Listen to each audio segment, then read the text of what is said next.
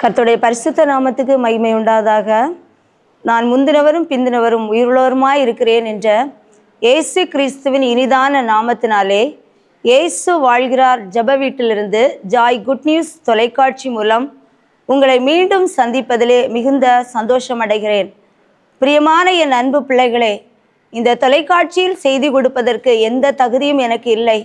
அற்பமாயிருந்த என்னை அவருடைய கிருபையினாலும் அவருடைய இரக்கத்தினாலும் அவருடைய தயவினாலும் அவருடைய அன்பினாலும் என்னை தெரிந்து கொண்டு இந்த இடத்துல உங்கள் முன்பாக பேச வைத்திருக்கிறார்.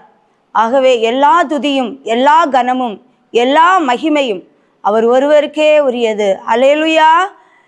தேவனாகிய கர்த்தர் நம்மோடு பேசும்படியாக யாவர் ஒரு நிமிடம் நம்முடைய தலைகளை தாழ்த்தி ஜெபிப்போமா? ஏனிக்காய் கருதுன்னவன், பாரங்கள் வகிക്കുന്നவன், என்னை கைவிடாதவன், இயேசு என் கூடையுண்டு. பரீட்சை என்று தெய்வம் அனுமதிச்சால் பரிகாரம் எனிக்காய் கருதிட்டுண்டு. பரீட்சை என்று தெய்வம் அனுமதிச்சால் பரிகாரம் എനിക്കായി കരുതിട്ടുണ്ട്. എന്നിൽ എന്നെ ചോദിക്കില്ല ഞാൻ, എൻ്റെ നന്മയ്ക്കായി അറിയുന്നു ഞാൻ. എന്നിൽ എന്നെ ചോദിക്കില്ല ഞാൻ, എൻ്റെ നന്മയ്ക്കായി അറിയുന്നു ഞാൻ. എരിതിയിൽ വീണാലും അവിടെ ഞാൻ ഏകനല്ല, വീഴ്ന്നത് തീയിലല്ല, യേശുവിൻ കരങ്ങളിലാ. വീഴ്ന്നത് തീയിലല്ല, യേശുവിൻ കരങ്ങളിലാ. പരീക്ഷ എൻ്റെ ദൈവം അനുവദിച്ചാൽ പരിഹാരം എനിക്കായി കരുതിട്ടുണ്ട്. പരീക്ഷ എൻ്റെ ദൈവം അനുവദിച്ചാൽ പരിഹാരം എനിക്കായി കരുതിട്ടുണ്ട്. എന്നിൽ എന്നെ ചോദിക്കില്ല ഞാൻ, എൻ്റെ നന്മയ്ക്കായി അറിയുന്നു ഞാൻ. എന്നിൽ എന്നെ ചോദിക്കില്ല ഞാൻ, എൻ്റെ നന്മയ്ക്കായി അറിയുന്നു ഞാൻ. ഘോരമശോധനയിൽ ആഴങ്ങൾ കടന്നിടുമ്പോൾ, ഘോരമശോധനയിൽ ആഴങ്ങൾ കടന്നിടുമ്പോൾ നടത്തുന്ന യേശുയത്രേ ഞാൻ അവൻ കരങ്ങളിലാം. നടത്തുന്ന യേശുയത്രേ ഞാൻ അവൻ കരങ്ങളിലാ. പരീക്ഷ എൻ്റെ ദൈവം അനുവദിച്ചാൽ പരിഹാരം എനിക്കായി കരുതിട്ടുണ്ട്. പരീക്ഷ എൻ്റെ ദൈവം അനുവദിച്ചാൽ പരിഹാരം എനിക്കായി കരുതിട്ടുണ്ട്. എന്നിൽ എന്നെ ചോദിക്കില്ല ഞാൻ, എൻ്റെ നന്മയ്ക്കായി അറിയുന്നു ഞാൻ. എന്നിൽ എന്നെ ചോദിക്കില്ല ഞാൻ, എൻ്റെ നന്മയ്ക്കായി അറിയുന്നു ഞാൻ. ஸ்தோத்திரம் ஆண்டவரே, உம்மை துதிக்கிறோம், உம்மை ஸ்தோத்தரிக்கிறோம் ஆண்டவரே. இந்த வேளையிலும் ஆண்டவரே, இந்த தொலைக்காட்சி மூலம் ஏசப்பா ஸ்தோத்திரம் ஸ்தோத்திரம் ஸ்தோத்திரம் ஆண்டவரே. கர்த்தர் பேசும்படியாக ஜெபிக்கிறேன் ஏசப்பா. ஸ்தோத்திரம் ஆண்டவரே. பேசுகிறோம் நீங்கள் அல்ல, உங்கள் பிதாவின் ஆவியானவரே என்று சொல்லப்பட்ட வார்த்தையின்படி தகப்பனே ஒவ்வொரு பிள்ளைகளோடு கர்த்தர் பேசுவீராக தகப்பனே. அப்பா ஸ்தோத்திரம் ஸ்தோத்திரம். இந்த வார்த்தையை கேட்கிற ஒவ்வொருடைய இருதயங்களும் ஏசப்பா கொழுந்து விட்டு எரியத்தக்கதாக கர்த்தர் கிருபை செய்வீராக தகப்பனே. ஒவ்வொருடைய இருதயத்தில் இருக்கிற பாரங்கள், வேதனைகள், நெருக்கங்கள், கண்ணீர்கள் எல்லாவற்றையும் நீங்க அறிந்திருக்கிற தகப்பன் ஆண்டவரே ஏசப்பா. ஸ்தோத்திரம் ஸ்தோத்திரம் ஸ்தோத்திரம் தகப்பனே. அப்பா, என்னுடைய இந்த பிரச்சனைக்கு ஒரு விடுதலை கிடைக்காதா, என்னுடைய வேதனைக்கு ஒரு விடுதலை கிடைக்காதா என்று சொல்லி ஏசப்பா ஆண்டவரே கண்ணீரோடு ஏக்கத்தோடு கவலையோடு இருக்கிற பிள்ளைகளுக்கு ஏசப்பா ஆறுதல் கொடுக்கத்தக்கதாக கர்த்தர் பேசும்படியாக ஜெபிக்கிறேன் ஏசப்பா. உங்க நாம மாத்திரம் மகிமைப்படட்டும். என்னை தாழ்த்தி வெறுமையாக்குறேன். குறை குற்றங்கள் எல்லாவற்றையும் மன்னிங்க. துதி கன மகிமை எல்லாம் உமக்கே செலுத்துகிறோம். இயேசுவின் நாமத்தில் ஜெபங்கேள் எங்கள் ஜீவனுள்ள நல்ல பிதாவே, ஆமீன். அல்லேலூயா. பிரியமான என் அன்பு பிள்ளைகளே, நம்முடைய தேவனாகிய கர்த்தருக்கு பல பெயர்கள் உண்டு. நாம் பார்த்தோம், அவர் சமாதானத்தின் தேவன், அவர் நம்மை விசாரிக்கிற தேவன். இந்த நாளிலும் அவர் நம்மை கேட்கிற தேவன். பிரியமான என் அன்பு பிள்ளைகளே, இந்த உலகத்திலே நம்ம பார்க்கும்போது இந்த உலகம் அநீதியால் நிறைந்திருக்கிறது. எங்கு பார்த்தாலும் கொலைகள், கொள்ளைகள், விபச்சாரங்கள், வேசித்தனங்கள், பாலியல் பலாத்காரங்கள், இப்படிப்பட்ட பிரச்சனைகள் தேசத்திலே ஒருபுறம் இருக்க, ஊழல்கள், அநீதிகள் நம்முடைய தேசத்திலே மலிந்து கொண்டிருக்கிறது. பிரியமானவர்களே, குடும்பங்களிலே பார்க்கும்போது குடும்பங்களிலே பலவிதமான போராட்டங்கள், பிரச்சனைகள், நம்பிக்கை இழந்து அநேக ஜனங்கள் வாழ்ந்து கொண்டிருக்கிறார்கள். என்னுடைய வாழ்க்கையிலே இப்படிப்பட்ட பிரச்சனையிலிருந்து எனக்கு ஒரு விடுதலை கிடைக்காதா? நான் பல நாட்களாக நான் ஜெபித்து கொண்டிருக்கிறேனே, என்னுடைய ஜெபத்துக்கு பதில் கிடைக்காதா என்று சொல்லி அநேக பிள்ளைகள் இந்த நாட்களிலே ஏங்கிக் கொண்டிருக்கிறார்கள். பிரியமான என் அன்பு பிள்ளைகளே, நம்முடைய தேவனாகிய கர்த்தர் அவர் கேட்கிற தேவன். அவர் யாரையும் அவர் அற்பமாக நினைக்கிற தேவன் அல்ல. அவர் யாவருக்கும் கூப்பிடுகிற யாவருக்கும் அவர் பதில் கொடுக்கிற தேவன். என்னை நோக்கி கூப்பிடு, நீ அறியாததும் உனக்கு எட்டாததுமான பெரிய காரியங்களை உனக்கு செய்வேன் என்று தான் அவர் சொல்லி இருக்கிறார். பிரியமானவர்களே, அவரை நோக்கி கூப்பிடும்போது அவர் நம்மை கேட்டு அவர் நமக்கு பதில் கொடுக்கிற தேவன்.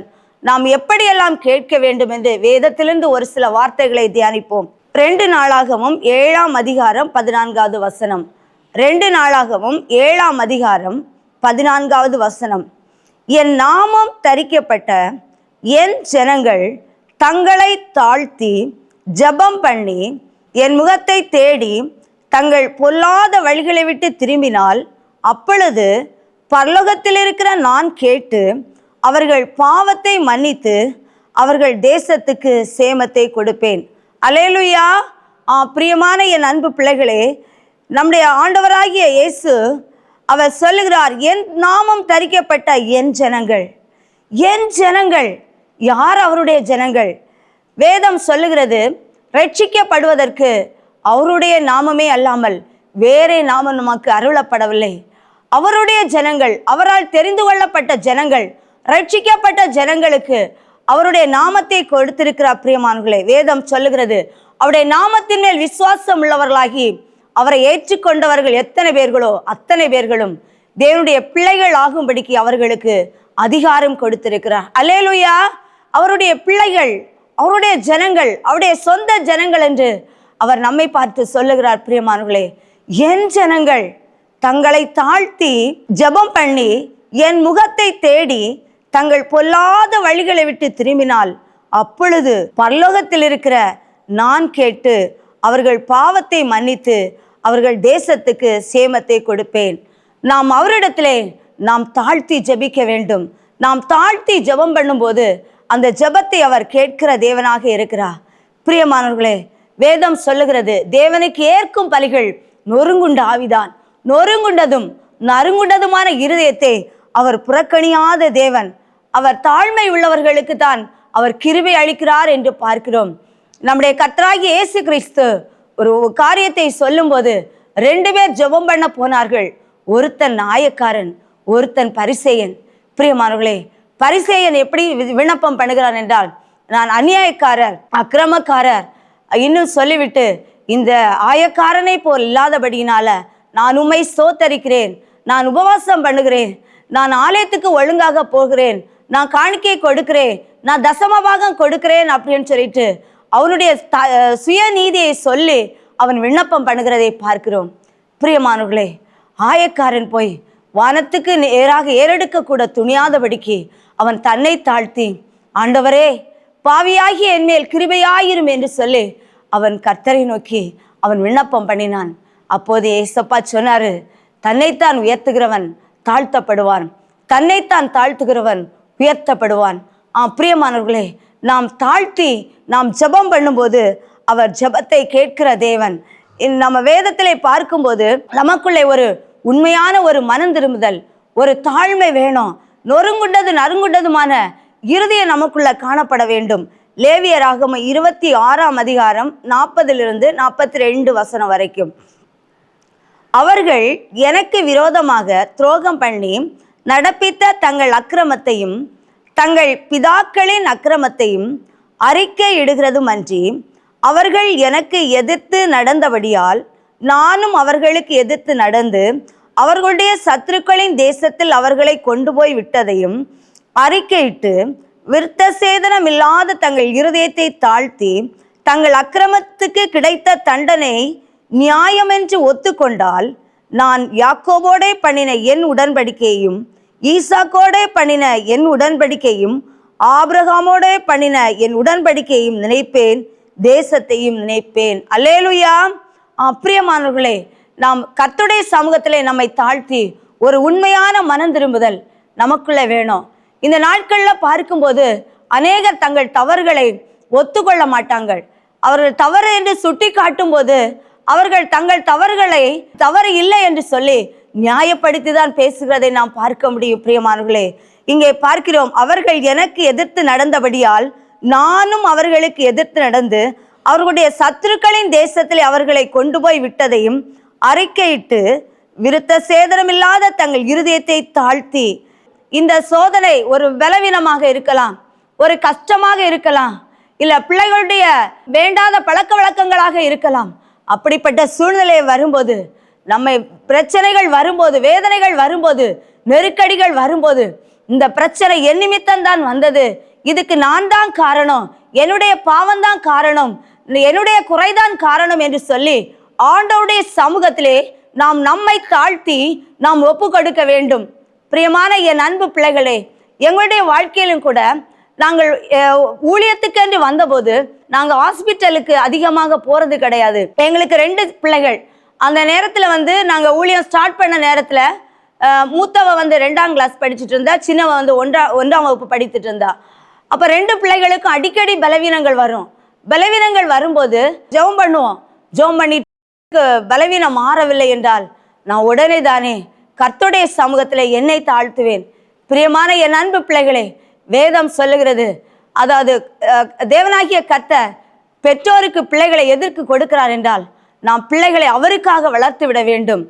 ஆகவே தான் எபேசியர் 6ஆம் அதிகாரத்தில் பெற்றோர்களே உங்கள் பிள்ளைகளை கோபப்படுத்தாதிருங்கள், கர்த்தருக்கேற்ற சிட்சையிலும் போதனையிலும் அவர்களை வளர்க்க வேண்டும் என்று வேதம் சொல்லுகிறது. பிரியமானவர்களே, இந்த நாட்களில் அநேக பெற்றோர்கள் தங்கள் பிள்ளைகளை சிட்சிக்க வேண்டிய நேரத்தில் சிட்சிக்கிறதில்ல. அவர்களுக்கு கர்த்தருடைய வார்த்தையை வசனத்தை சொல்லிக் கொடுக்க வேண்டிய நேரத்தில் சொல்லிக் கொடுக்காத நிமித்தம் அநேக பெற்றோர்கள் இன்றைக்கு கண்ணீர் வடித்து கொண்டிருக்கிறார்கள். என்னுடைய பிள்ளை அதாவது ரட்சிக்கப்பட மாட்டானா, அவன் கர்த்தரை தேட மாட்டானா என்று சொல்லி அநேக பெற்றோர்கள் வேதனைப்பட்டு கொண்டிருக்கிறார்கள். பிரியமானவர்களே, ஏன் தெரியுமா? அவர்கள் பிள்ளைகளை வளர்க்க வேண்டிய நேரத்திலே கர்த்தருக்கேற்ற சிட்சையிலும் போதனையிலும் வளர்க்காததான் காரணம். பிரியமானவர்களே, எங்களுடைய பிள்ளைகளுக்கு பலவீனம் வரும்போது நான் ஆண்டவருடைய சமூகத்தில் கேட்பது, ஏசப்பா என்னிடத்திலே குறை உண்டு, என் பிள்ளைகளை வளர்ப்பதில் நான் குறையுள்ளவர், அவர்களை போதித்து நடத்துவதில் நான் குறையுள்ளவர், அவர்களை சிட்சிப்பதில் நான் குறையுள்ளவள், அவர்களை பராமரிப்பதில் நான் குறையுள்ளவள். என்னிடத்தில் என்ன குறை இருந்தாலும் எல்லாவற்றையும் மன்னித்து என் பிள்ளைகளுக்கு கர்த்தர் விடுதலை கொடுங்க என்று சொல்லி ஆண்டவருடைய சமூகத்திலே நான் என்னை தாழ்த்தி ஒப்பு கொடுக்கும்போது, பிரியமானவர்களே, அவ்வளவு நேரமும் அவர்கள் படுத்து எழும்ப முடியாதபடி தான் இருப்பாங்க. ஆனால் பலவீனம் உடனே மாறி போகும். பிரியமான என் அன்பு பிள்ளைகளே, நம்முடைய குறைகளை நம்முடைய குற்றங்களை ஆண்டவருடைய சமூகத்திலே தாழ்த்தி நம்ம ஒப்பு கொடுக்க வேண்டும். நம்மில் பாவம் இல்லை என்போமானால் நாமே வஞ்சிக்கிறவர்களாக இருக்கிறோம். பிரியமானவர்களே, நாம் ஆண்டவருடைய சமூகத்திலே நம்மை தாழ்த்த வேண்டும். அடுத்ததாக பார்க்கும்போது தங்கள் பொல்லாத வழிகளை விட்டு திரும்பணும். பிரியமான என் அன்பு பிள்ளைகளே, பொல்லாத வழிகளை விட்டு திரும்ப வேண்டும் என்று வேதம் சொல்லுகிறது. அந்த நினிவே ஜனங்கள், அவர்களுக்கு அந்த யோனா தீர்க்கதரிசி மூலம் ஒரு எச்சரிப்பின் சத்தம் கொடுக்கப்பட்டது. இன்னும் 40 நாளைக்குள்ளே இந்த நினிவே பட்டணம் அழிய போகிறது என்று சொல்லி. பிரியமான என் அன்பு தேவனுடைய பிள்ளைகளே, அந்த நினிவே ஜனங்கள் உபவாசம் இருந்து கண்ணீர் வடித்து ஆண்டவருடைய சமூகத்திலே அவர்கள் அழுது ஜெபம் பண்ண போது, அவர்கள் தங்கள் பொல்லாத வழிகளை விட்டு திரும்பின போது, தேவனாகிய கர்த்தர் அவர்களுக்கு செய்வேன் என்று சொன்ன அந்த தீங்கை செய்யாதபடிக்கு, அவர்களுடைய தீங்குக்காக மனஸ்தாபப்பட்டு அந்த தேசத்தை அழிக்காதபடிக்கு தேசத்தை காப்பாற்றினார். அல்லேலூயா. பிரியமான என் அன்பு பிள்ளைகளே, இந்த நாட்களிலும் கூட ஒருவேளை உங்க குடும்பத்துல ஏதோ ஒரு பிரச்சனை, ஏதோ ஒரு வேதனை, ஏதோ ஒரு நெருக்கடி இருக்கலாம், கஷ்டம் இருக்கலாம். ஆண்டோடைய சமூகத்துல தாழ்த்தி ஒப்பு கொடுங்க. ஏசப்பா, இந்த பிரச்சனைக்கு நான் தான் காரணம், நான் ஜெபிக்காதது தான் காரணம், நான் உம்மை தேடாதது தான் காரணம், உம்முடைய சமூகத்தை நான் தேடாதது தான் காரணம், உம்மை விட்டு நான் பின்வாங்கி சென்றது தான் காரணம், உம்மை விட்டு தூரம் போனது தான் காரணம் என்று சொல்லி தன்னை தாழ்த்தி ஒப்பு கொடுக்கும் போது தேவனாகிய கர்த்தர் உங்கள் ஜெபத்தை கேட்டு உங்களுடைய குடும்பத்திலே அவர் எந்த ஒரு காரியத்துக்கு நீங்க வேதனை பட்டு கலங்கி கொண்டிருக்கிறீங்களோ உங்க ஜெபத்தை கேட்டு அவர் உங்களுக்கு பதில் கொடுக்கிற தேவனாக இருக்கிறார். அல்லேலூயா. தாழ்த்தி தாழ்த்தி தாழ்த்தி ஜெபிக்கும் போது எல்லாம் கிடைக்குமே, தாழ்மையை நீ அணியும் போது மேன்மை அடைவாய். தாழ்த்தி தாழ்த்தி ஜெபிக்கும் போது எல்லாம் கிடைக்குமே, தாழ்மையை நீ அணியும் போது மேன்மை அடைவாய். தாழ்மையுள்ள மக்களுக்கு கிருபை அளிக்கிறார், தாழ்மையுள்ள மக்களுக்கு கிருபை அளிக்கிறார். உன்னை நீ தாழ்த்தும் போது ஆசீர்வதிப்பார், உன்னை நீ தாழ்த்தும் போது ஆசீர்வதிப்பார். என்னை தாழ்த்தி உம் கரத்தில் ஒப்படைக்கிறேன், நன்றியோடு ஸ்தோத்தரித்து புகழுகிறேன். என்னை தாழ்த்தி உம் கரத்தில் ஒப்படைக்கிறேன், நன்றியோடு ஸ்தோத்தரித்து புகழுகிறேன். பிரியமானவர்களே, நாம் தாழ்த்தி தாழ்த்தி ஜெபிக்கும் போது நமக்கு எல்லாவற்றையும் தந்து அவர் அவர் நம்மை ஆசீர்வதிக்கிற தேவன். தாழ்மையுள்ள மக்களுக்கு அவர் கிருபை அளிக்கிறார், பெருமை உள்ளவர்களுக்கோ தேவன் எதிர்த்து நிற்கிறார் என்று வேதம் சொல்லுகிறது. பிரியமான என் அன்பு பிள்ளைகளை, அவர் தாழ்மையை நீங்கள் தாழ்மை அடையும் போது தேவனாகிய கர்த்தர் உங்கள் வாழ்க்கையிலே மேன்மைகளை கட்டளையிடுவார். அல்லேலூயா. அடுத்ததாக பார்க்கும்போது சங்கீதம் 65 அதிகாரம் 2வது வசனம். சங்கீதம் 65 அதிகாரம் 2வது வசனம். ஜெபத்தை கேட்கிறவரே, மாம்சமான யாவரும் உம்மிடத்தில் வருவார்கள். பிரியமான என் அன்பு பிள்ளைகளே, நம்முடைய தேவனாகிய கர்த்தர் அவர் ஜெபத்தை கேட்கிற தேவன். ஜெபம் தேவனுக்கும் மனிதனுக்கும் உள்ள தொடர்பை ஒரு வலுவூட்டுகிற ஒரு பாலம் போன்றது. நம்முடைய பிள்ளைகள் தூர இடத்துல இருப்பார்கள். இந்த நாட்களில் தொலைபேசி மூலமாக பேசும்போது அந்த பிள்ளைகள் எவ்வளவு சந்தோஷப்படுகிறார்கள். பிரியமான என் அன்பு பிள்ளைகளே, அதே போலதான் நம்முடைய தேவனாகிய கர்த்தரிடத்திலே பேசும்போது அவர் சந்தோஷப்படுவார். அவர் நம்முடைய ஜெபத்தை அவர் கேட்கிற தேவன். அவர் ஜெபத்திற்கு அவர் பதில் அளிக்கிற தேவனாக இருக்கிறார். சங்கீதம் 118:5 பார்க்கும்போது, நெருக்கத்திலிருந்து கர்த்தரை நோக்கி கூப்பிட்டேன், கர்த்தர் என்னை கேட்டருளி விசாலத்திலே வைத்தா. நெருக்கத்திலே நாம் கர்த்தரை நோக்கி கூப்பிட வேண்டும், கர்த்தரை நோக்கி ஜெபிக்க வேண்டும். நெருக்கப்படுகிற நேரத்திலே பிரியமான என் அன்பு பிள்ளைகளே, நாம் யாரிடத்தில் போகிறோம்? நம்முடைய நெருக்கத்தை, நம்முடைய கஷ்டத்தை, நம்முடைய வேதனையை நாம் யாரிடத்திலே சொல்லுகிறோம்? ஒரு விசை சிந்தித்து பாருங்கள் பிரியமானவர்களே. தாவீது சொல்லுகிறார், நெருக்கத்திலிருந்து கர்த்தரை நோக்கி கூப்பிட்டேன், அவர் என்னை கேட்டருளி விசாலத்திலே வைத்தார் என்று சொல்லி. சங்கீதக்காரனாகிய தாவீது அவனுடைய வாழ்க்கையிலே அநேக நெருக்கங்கள். அவன் எப்போது அவன் அபிஷேகம் பண்ணப்பட்டானோ அந்த நேரத்திலிருந்து அவனுக்கு அநேக போராட்டங்கள் தான், அநேக வேதனைகள் தான். சவுல் ராஜா அவனை கொல்ல அநேக நேரம் வகை தேடினான். அது மாத்திரமல்ல பிரியமானவர்களே, அவன் ராஜாவாக வந்தபோது அவனுக்கு சொந்த குமாரனால நெருக்கடி. அவன் எல்லா விதத்திலும் அவன் நெருக்கப்பட்டவனாக காணப்பட்டான். அப்போதுதான் அவன் சொல்லுகிறான், நான் நெருக்கத்திலிருந்து கர்த்தரை நோக்கி கூப்பிட்டேன் என்று சொல்லு. பிரியமான என் அன்பு பிள்ளைகளே, நாம் நெருக்கத்திலே நாம் கர்த்தரை நோக்கி கூப்பிட வேண்டும். அவர் கேட்டு நம்மை விசாலத்திலே வைக்கிற தேவன். அவர் நம்முடைய பெருமூச்சை அவர் கேட்கிற தேவன். அவர் நம்முடைய வேதனைகளை அவர் அறிகிற தேவன். அவர் நம்முடைய ஜெபத்தை கேட்கிற தேவன். அல்லேலூயா. 1 சாமுவேல் 1 அதிகாரம் 13-14 வசனங்கள். 1 சாமுவேல் 1 அதிகாரம் 13-14 வசனங்கள். அன்னாள் தன் இருதயத்திலே பேசினாள், அவளுடைய உதடுகள் மாத்திரம் அசைந்தது, அவள் சத்தமோ கேட்கப்படவில்லை. ஆகையால் அவள் வெறுத்திருக்கிறாள் என்று ஏலி நினைத்து அவளை நோக்கி, நீ எதுவரைக்கும் வெறுத்திருப்பாய்? உன் குடியை உன்னை விட்டு விலக்கு என்றான். அன்னாள், பிரியமான என் அன்பு பிள்ளைகளே, அன்னாள் என்கிற பெண் அவள் தன் இருதயத்திலே பேசினாள். அவளுடைய வாழ்க்கையிலே அவளுக்கு பிள்ளை இல்லாது இருந்தது. அவளுடைய சக்களத்தின் நிமித்தம் அவள் கொடுமைப்படுத்தப்பட்டு, அவள் நெருக்கப்பட்டு, அவள் வேதனைப்பட்டு கொண்டிருந்தாள். அவளுடைய கணவனார் அவளை அதிகமாக நேசித்தான். ஆனால் அவளுடைய சக்களத்தி அவளை நெருக்கப்படுகிறதை பார்க்கும்போது அவளுக்கு வேதனையாக காணப்பட்டது. வருடந்தோறும் அவர்கள் ஆலயத்திலே வருவார்கள், வந்துவிட்டு பலி செலுத்திவிட்டு கடந்து போவார்கள். அந்த நாளிலே அவள் வரும்போது அவள் எந்த இடத்துக்கும் போகவில்லை.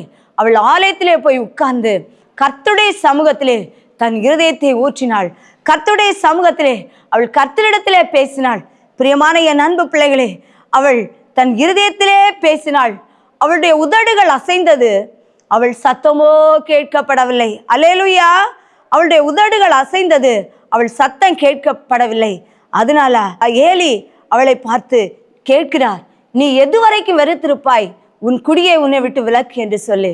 பிரியமான என் அன்பு பிள்ளைகளே, ஆண்டவருடைய சமூகத்திலே நெருக்கப்பட்டு கடந்து வந்து ஜெபிக்கும் போது அநேகர் பார்த்து சொல்லுவார்கள், அதை பரியாசம் பண்ணுவார்கள், கேலி பண்ணுவார்கள். அதே போலதான் இந்த ஏலியும் அவளை பார்த்து கேட்கிறான், நீ எதுவரைக்கும் வெறுத்திருப்பாய் என்று. பிரியமானவர்களே, அவள் தன்னுடைய இருதயத்தை ஆண்டவருடைய சமூகத்திலே ஊற்றினாள் என்று பார்க்கிறோம். அவள் தன்னுடைய இருதயத்திலே பேசினாள். பிரியமான என் அன்பு பிள்ளைகளே, நாம் இருதயத்திலே பேசுகிறதை கூட கர்த்தர் கேட்பார். என்னுடைய வாழ்க்கையிலும் கூட ஒரு சாட்சி உங்கள் முன்னாக நான் சொல்லலாம் என்று நினைக்கிறேன்.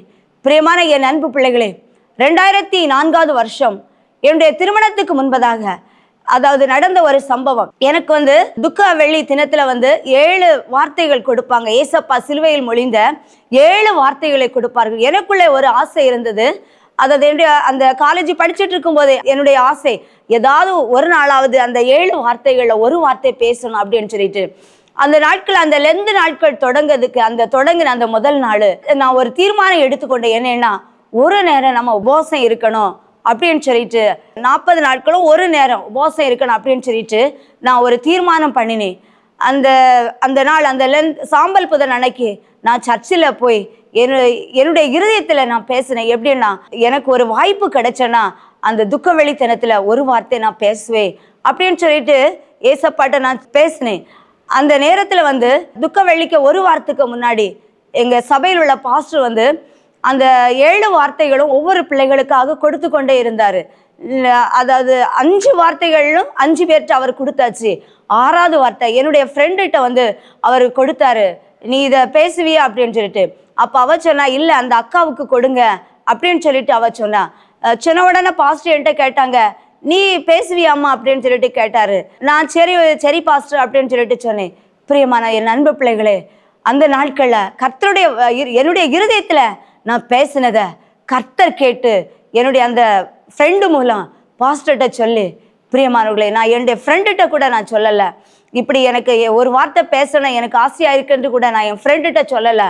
ஆனால் என்னுடைய இருதயத்தில் நான் பேசினதை கர்த்தர் கேட்டு அந்த நாட்களில் அந்த 6வது வார்த்தை பேச கர்த்தர் எனக்கு உதவி செய்தார். கர்த்தருடைய நாம மாத்திரம் மகிமைப்படட்டும். பிரியமானவர்களே, அது மாத்திரமல்ல, எங்களுடைய குடும்பத்தில் ஒரு போராட்டம். அது திருமணத்துக்கு பிறகு அந்த 2005 வருஷம் அந்த போராட்டத்தை நிமித்தம் என்னுடைய கணவனுடைய தகப்பனார் என்னுடைய கணவனாரை அடித்து விட்டார். ஏன்னா எங்கள் குடும்பத்தில் எல்லா பாரங்களையும், எல்லா கடன் பிரச்சனையும், என்ன ஒரு பொருளாதார தேவை இருந்தாலும் என்னுடைய கணவனார் தான் கொடுப்பாங்க. அந்த நாளில் ஒரு பிரச்சனை இல்லை. என்னுடைய கணவனார் அவங்க சகோதரர் சண்டை போட்டுட்டே நிற்காங்க. என்னுடைய மாமனார் சொல்லி பார்த்தாங்க, 2 பேரை நிறுத்தலை. அப்புறம் என்னுடைய கணவனார் அடித்துட்டாங்க. பிரியமானவர்களே, என்னுடைய கணவன் அவங்க அப்பாவை திருப்பி அடிக்கலை, ஏன்னு கூட கேட்கல. இப்போ எனக்கு அதை பார்த்த உடனே எனக்குள்ள ஒரு வேதனை. ஏன்னா கரும்புல இருந்து சாரை புழிஞ்சு எடுத்துட்டு திருப்பியும் அந்த கரும்பை அந்த சக்கையை திருப்பியும் அந்த மெஷினில் போட்டு புழிஞ்சு எடுக்கிறது போல எனக்கு ஒரு வேதனை. ஏன்னா என்னுடைய கணவனார் அவ்வளோ நெருக்கப்பட்டாங்க. அந்த நாட்கள் அவ்வளோ வேதனைப்படுத்தப்பட்டாங்க, அவ்வளோ துன்பப்படுத்தப்பட்டாங்க. அந்த அநீதியான ஒரு காரியம்தான் நடந்தது. அப்போ என்னுடைய மூத்த மக என்னுடைய வயிற்றுல இருந்தா. அப்போ நான் வயிற்றுல கை வச்சு, நீ நீதிக்காக போராடணும் அப்படின்னு சொல்லிட்டு நான் என் இருதயத்தில் நான் பேசி அப்படியே நான் சொல்லிகிட்டே இருந்தேன், ஏசப்பா இப்படி ஒரு சூழ்நிலை விட்டதே, எங்கள் குடும்பத்தில் இவ்வளவு நன்மை செய்தோம், இப்படி தானே அநீதியான காரியம் தானே நடக்குது அப்படின்னு சொல்லிட்டு நான் வேதனையோடு காணப்பட்டேன். பிரியமானவர்களே, எங்களுக்கு பிள்ளை பிறந்தது, பொம்பளை பிள்ளை. ஆனால் அவளை நான் ஊழியத்துக்கு தான் நாங்கள் ஒப்பு கொடுத்து அவளை ஆண்டவருக்கேற்ற வழியில தான் நாங்கள் நடத்தி கொண்டு வந்தோம். ஆனால் திடீரென்று சொல்லி பிரியமானவர்களே, அவள் 11th படித்து கொண்டு இருக்கும்போது என்னுடைய கணவனை திடீரென்று சொல்லி சபையில சொல்றாங்க, என்னுடைய 2 பிள்ளைகளையும் நான் லா படிக்க வைக்க போறேன் அப்படின்னு சொல்லிட்டு ஆவியானவர் அவர்களோடு கூட பேசினார். பிரியமானவர்களே, எனக்கே ஆச்சரியமாக இருந்தது. ஆனா எனக்கு பொம்பளை பிள்ளைகளை லா படிக்க விடியதுக்கு எந்த ஒரு விருப்பமே கிடையாது. எனக்கே அது ஒரு மாதிரி தான் இருந்தது. அப்போ நான் பொம்பளை பிள்ளைகளை லா படிக்க விடியது தப்பு என்று சொல்லி தான் நினைச்சிட்டே இருந்தேன். என்னுடைய பிள்ளைகளை ஊழியத்துக்காக தான் அவங்க படிக்கணும், ஊழியம்தான் செய்யணும் அப்படின்னு சொல்லிட்டு நான் நினைச்சுதான் அவங்கள அவங்க பெரிய படிப்பு படிக்கணும் அப்படின்னு நான் எதுவுமே நினைக்கல. ஏதோ ஒரு டிகிரி படிக்க வைக்கணும் அப்படின்னு தான் நான் நினைச்சிட்டு இருந்தேன். பிரியமான என் அன்பு பிள்ளைகளே, ஏற்ற வேளை வந்தபோது கர்த்தர் அதை நினைவு கூர்ந்தார். ஒரு பிள்ளை மூலமாக அந்த பிள்ளை ஒரு விசுவாச பிள்ளை பிரேயருக்கு வந்தாங்க. என்னுடைய கணவனார் அவளுக்கு தீர்க்க தரிசனமாச்சு. ஆண்டவர் பேசினதை சொன்னாங்க, நீ லா படிக்க போமா அப்படின்னு சொல்லிட்டு அந்த பிள்ளை போனா. போயிட்டு அடுத்த தடவை வரும்போது என்னுடைய கணவனார் சொன்னாங்க, என்னுடைய பிள்ளைகளையும் நான் அங்கதான் படிக்க வைப்பேன், நீ அவங்களுக்கு ஒரு இடம் பார்த்து வச்சுக்காமா அப்படின்னு சொல்லிட்டு. அந்த நேரம் வந்தபோது அந்த பிள்ளை ஃபோன் பண்ணா. என்னுடைய மகள், மூத்த மகள் 12ஆம் வகுப்பு படித்து கொண்டிருக்கும் போது அவள் ஃபோன் பண்ணா. அவளுடைய இப்படி எங்கள் காலேஜில் ஒரு எக்ஸாம் நடக்குது. அது ஸ்காலர்ஷிப் எக்ஸாம். இவ எழுதினா ஃபீஸ் கம்மி பண்ணுவாங்க அப்படின்னு சொல்லிட்டு உடனே தானே அவள் அந்த நேரத்தில் எங்களுக்கு அந்த ஃபீஸ் கட்ட கூட வாய்ப்பு கிடையாது. அது மாத்திரம் இல்லை, அவளுடைய 10th சர்டிஃபிகேட் ஸ்கூலில் இருந்தது, மார்க் ஷீட்டு. நாங்கள் பேர் திருத்தத்துக்கு கொடுத்தனால அதை வாங்கலை. ஏன்னா ஃபீஸ் கட்ட வேண்டிய பேலன்ஸ் நிறைய இருந்தனால அந்த நாட்களில் வாங்க போகாமல் அப்படியே இருந்துட்டோம். இப்போ இவளுக்கு 10th mark sheet, original mark sheet வேணும். அதில் உள்ள ஒரிஜினல் உள்ள ஒரு செராக்ஸ் காப்பி வேணும். அதுக்காக நான் ஸ்கூலில் ஃபோன் பண்ணி சாட்ட சொன்னேன். அப்போ அவர் ரெஸ்ட் எடுத்துட்டு தான் இருந்தார். இருந்தாலும் கர்த்தருடைய கிருபை பிரியமானவர்களே, ஸ்கூலில் போய் அந்த மார்க் ஷீட்டை அவங்க அதாவது ஃபோட்டோ எடுத்து அனுப்புனாங்க. உடனே அனுப்பி அவள் அந்த எக்ஸாமும் முடிஞ்சு அவளுக்கு எக்ஸாம் பாஸ் ஆயிட்டு. அப்புறம் அந்த பிள்ளை திடீரென்னு ஒரு நாள் ஃபோன் பண்ணி சொல்கிறா, அவளுக்கு நீங்கள் நாளைக்கு உடனே வாங்க, சென்னைக்கு வந்துடுங்க, அவளுக்கு உடனே அட்மிஷன் போடுங்க. பிள்ளைக்கு அந்த நேரத்தில் 12th ரிசல்ட்டு கூட வரல. ரிசல்ட் வாரதுக்கு ஒரு வாரத்துக்கு முன்னாடி பிரியமானவர்களே 20,000 ரூபாய் ஃபீஸ் கட்டணும் அப்படின்னு சொல்லிட்டு அந்த பிள்ளை சொல்கிறா. இந்த சான்ஸ் உங்களுக்கு நாளை ஒரு நாள் மட்டும்தான், இனி உங்களுக்கு கிடைக்காது அப்படின்னு சொல்லிட்டு. எப்படி திடீரென்று சொல்லிட்டு 20,000 ரூபாய் எடுக்கிறதுக்குள்ள சூழ்நிலை எங்களுக்கு இல்லை. அப்போ என்னுடைய கணவனார் நான் என்ன செய்வேன்னு சொல்லிட்டு அவங்க வேதனைப்பட்டு கொண்டிருந்தாங்க. என் பிள்ளைகிட்ட நான் சொன்னேன், மக்களே நீ ஏசப்பாக்க பிள்ளை, உனக்க காரியத்தை அவர் தான் பார்த்துக்கிடணும், நீ ப்ரேயர் பண்ணு, அவர் சித்தமான காரியத்தை அவர் வாய்க்க பண்ணுவார் அப்படின்னு சொல்லிட்டு அவள் அப்படியே படுத்து அழுது கொண்டே இருந்தா. பிரியமானவர்கள், ஆண்டோடைய சமூகத்தில் அவள் ஜெபம் பண்ணிகிட்டே இருந்தா. அப்படி இருக்கும்போது அந்த பிள்ளை திருப்பி ஃபோன் பண்ணியா. அப்போ நாங்கள் சொல்கிறோம், எங்களுக்கு காசு இல்லாமா, இப்படி திடீரென்னு வர முடியாது அப்படின்னு சொல்லிட்டு. அப்போதான் அந்த பிள்ளை திருப்பி ஒரு 1/2 hour கழித்து ஃபோன் பண்ணுறா, நீங்கள் அவளை மட்டும் நீங்கள் வர சொல்லுங்க அப்படின்னு சொல்லிட்டு, எங்கள் வீட்டில் கொண்டு விடுங்க, நாங்கள் அம்மா கூட அவளை அங்கே அனுப்புங்க அப்படின்னு சொல்லிட்டு. பிரியமான என் அன்பு பிள்ளைகளே, அந்த பிள்ளைக்கு வீட்டில் கிடைக்க வேண்டிய அந்த காசு அந்த நாளில் கிடைச்சிது. அப்போ அந்த 20,000 ரூபாயும் அந்த பிள்ளைகளை நாங்கள் போடுறோம், நீங்கள் அப்புறம் எங்களுக்கு தந்தா போதும் என்று சொல்லி அவங்க சொன்னாங்க. இங்கே இந்த சென்னைக்கு போனேன்னா அதாவது பஸ்ஸுக்கு டிக்கெட்டுக்கு கூட காசு கிடையாது. அந்த நேரத்திலையும் கர்த்தர் ஒரு அற்புதத்தை செய்தார். பிரியமான என் அன்பு பிள்ளைகளை, ஒரு வெளிநாட்டிலிருந்து ஒரு சகோதரர், அவர் அவங்க சொந்தக்காரங்களுக்கு காசு போட வேண்டியது, அது தெரியாமல் என் நம்பருக்கு என் அக்கௌண்ட்டுக்கு அந்த காசு வந்தது. அன்னைக்கு தான் நான் எடுத்து அந்த காசு அவங்கள்ட்ட கொடுக்கறதுக்குன்னு ஒரு சகோதரர் அனுப்பியிருந்தார். அவங்கள்ட்ட கொடுத்தோம். அவங்கள்ட்ட இப்படி பேசினோம், எங்களுக்கு ஒரு 5,000 ரூபாய் கடன் கொடுப்பீங்களா அப்படின்னு சொல்லிட்டு. பிரியமானவர்களே, அந்த சகோதரத்தை கேட்டு அந்த 5,000 ரூபாய் கடன் வாங்கி அந்த சூழ்நிலையில் அந்த பிள்ளைக்கு அடுத்த நாள் போய் அட்மிஷன் போடுறதுக்கு கர்த்தர் கிருபை செய்தார். பிரியமானவர்களே, நாம் இருதயத்தில் பேசுவதை கர்த்தர் கேட்டு நமக்கு பதில் கொடுக்கிற தேவன், நம்முடைய இருதயத்தில் நினைவுகளை அவர் அறிந்திருக்கிற தேவன். பிரியமானவர்களே, இன்றைக்கு வரைக்கும் பிள்ளைகளை கர்த்தர் போஷித்து அவர்களுடைய தேவைகளை ஒவ்வொரு நாளும் சந்தித்து கொண்டு அவர்களை படிக்க வைத்திருக்கிறார் பிரியமானவர்களே. அவருடைய கிருபை பிரியமானவர்களே. நாம் இருதயத்தில் பேசுவதை அவர் கேட்பார். அவர் கேட்டு நமக்கு பதில் கொடுக்கிற தேவனாக இருக்கிறார். அல்லேலூயா.